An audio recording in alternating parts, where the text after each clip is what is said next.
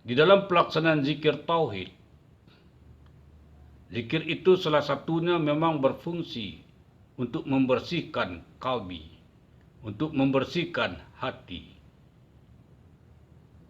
Zikir tauhid itu berfungsi sebagai pembersih segala penyakit, terutama penyakit hati. Manakala Anda telah menerima talqin zikir dari guru mursyid dan kemudian melaksanakan zikir tersebut, mungkin belum disampaikan atau diberitahukan kepada Anda tanda-tanda yang menunjukkan bahwa zikir itu berfungsi sebagai obat, sebagai penyembuh terhadap penyakit hati. Dalam kesempatan ini, saya akan memberitahukannya kepada Anda.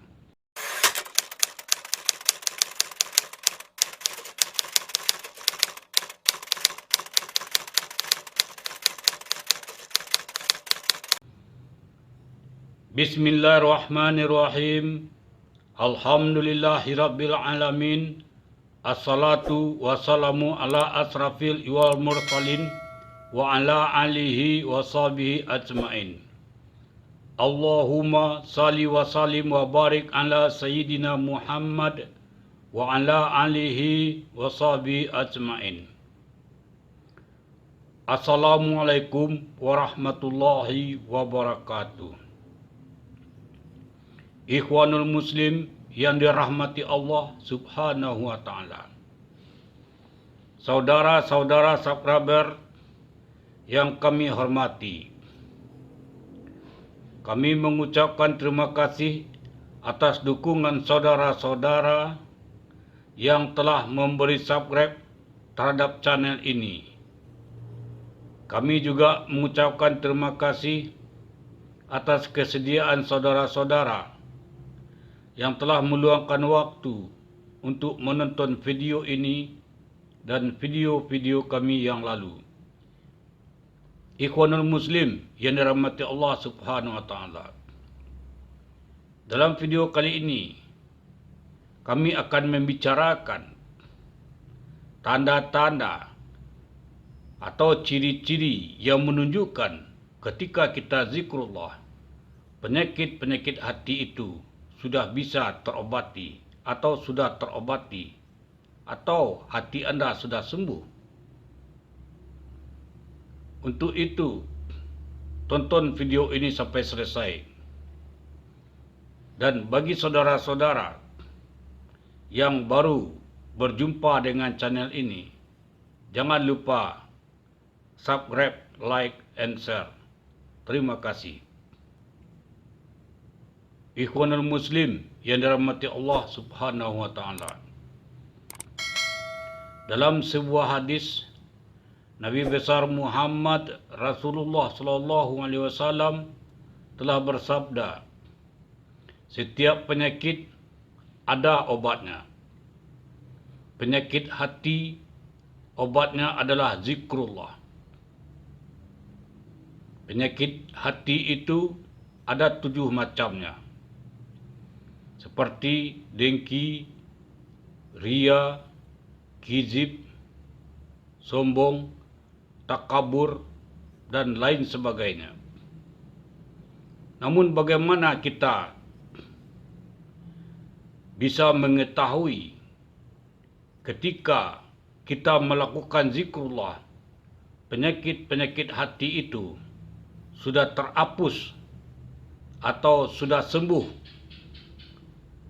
Bagaimana caranya kita tahu bahwa penyakit-penyakit hati itu sudah tidak ada lagi di dalam hati kita ketika kita melakukan zikrullah? Atau ketika kita melakukan zikir, apakah penyakit hati itu betul-betul telah terobati, sudah sembuh? Apa tanda-tandanya? Apa ciri-cirinya? Apa yang menunjukkan bahwa zikir itu telah mengobati penyakit hati? Ikhwanul Muslim yang dirahmati Allah Subhanahu wa Ta'ala. kita sering melakukan zikir, terutama zikir tauhid, zikir ismu zat. Namun kita tidak tahu atau tidak mengetahui apakah ketika kita melaksanakan zikir tersebut, penyakit hati yang 7 itu sudah terobati, sudah sembuh. Kita tidak tahu tanda-tanda, ciri-ciri bahwa zikir itu berfungsi sebagai obat, berfungsi sebagai penyembuh. Karena ketika kita melaksanakan zikir tersebut, kita tidak pernah menyadari bahwa ada sebuah fenomena spiritual yang terjadi di dalam diri kita selama pelaksanaan zikir tersebut.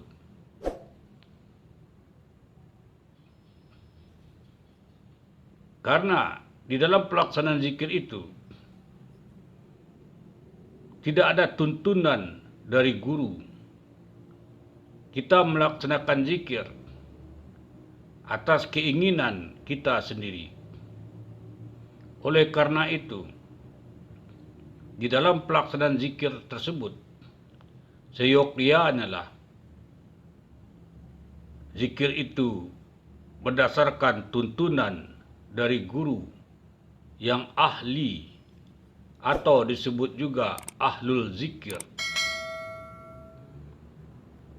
Melalui tuntunan guru ahlul zikir tersebut yang lazim disebut guru mursyid atau syekh mursyid, maka tentu ia akan menunjukkan tanda-tanda, ciri-ciri bahwa zikir tersebut telah berfungsi sebagai obat, telah berfungsi sebagai penyembuh terhadap penyakit hati tersebut.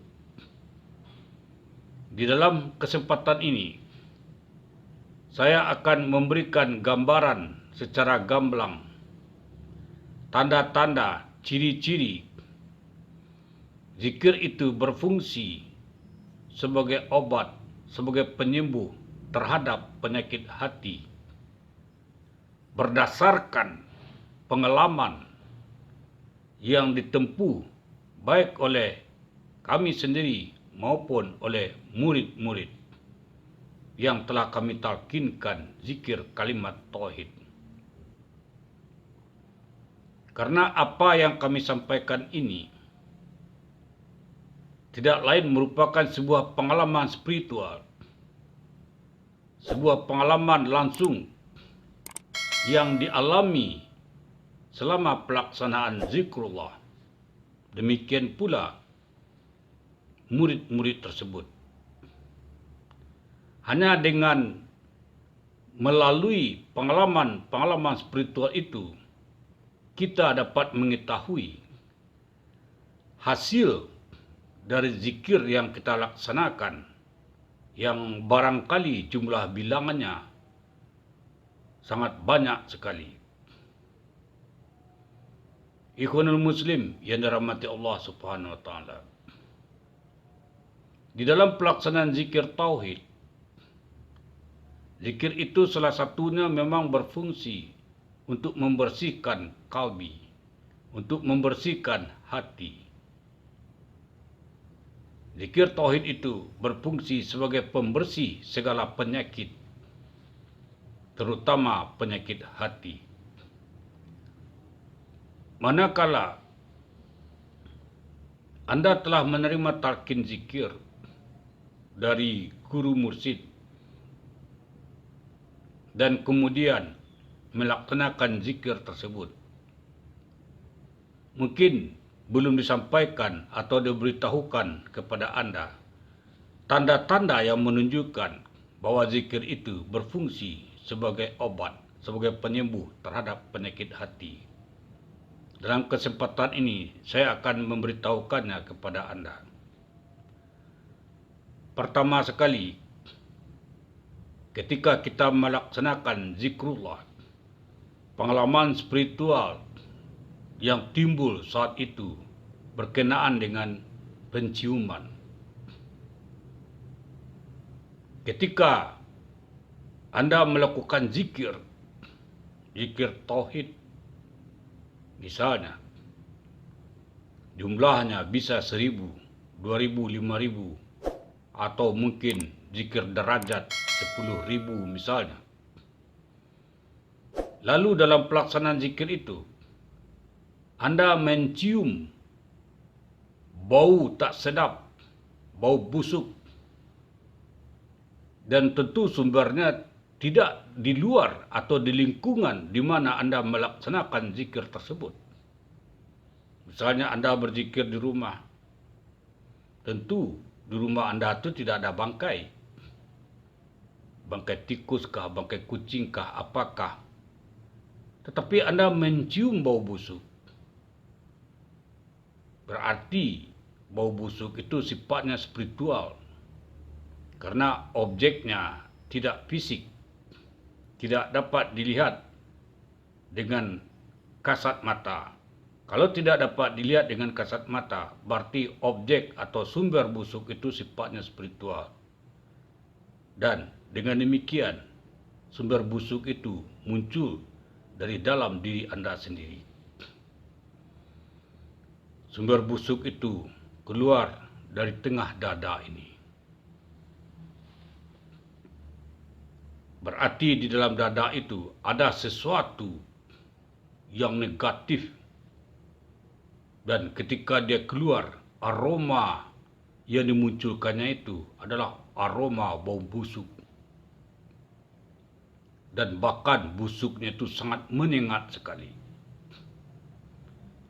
Namun ketika kita lanjutkan zikir tersebut secara terus-menerus, tidak berhenti ketika mencium bau busuk itu, maka lama-kelamaan bau busuk yang Anda cium itu akan lenyap dengan sendirinya. Di saat Anda tidak lagi mencium bau busuk itu, maka berarti zikir itu telah berfungsi membersihkan kotoran yang ada di tengah dada Anda itu. Yang kedua, ketika kita melakukan zikir tersebut sebanyak-banyaknya, mungkin akan mencium bau hangus terbakar. Tentu sumber bau hangus itu tidak di sekitar rumah Anda. Orang membakar sampah misalnya, atau ada listrik yang terbakar, tentu tidak. Kalau tidak ada sumber bau hangus itu, berarti bau hangus itu sifatnya spiritual. Ketika dilaksanakan zikir secara terus-menerus, maka bau hangus itu akan terasa semakin kuat, yang itu timbul juga dari dalam dada kita.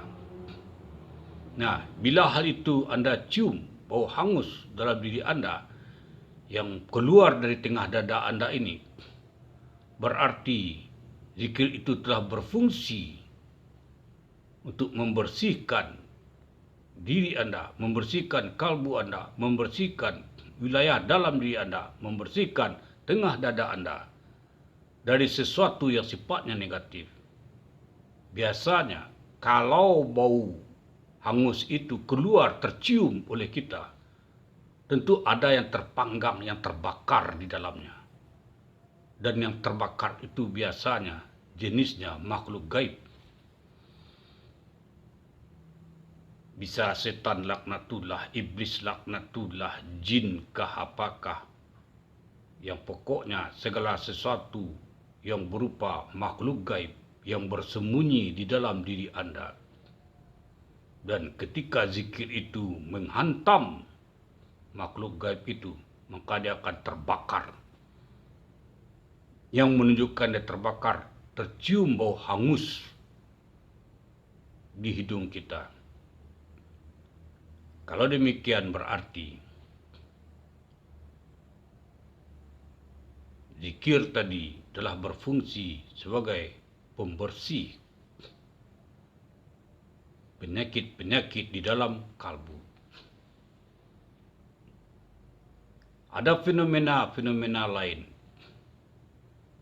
secara spiritual ketika kita melaksanakan zikir dalam kaitan pembersihan hati.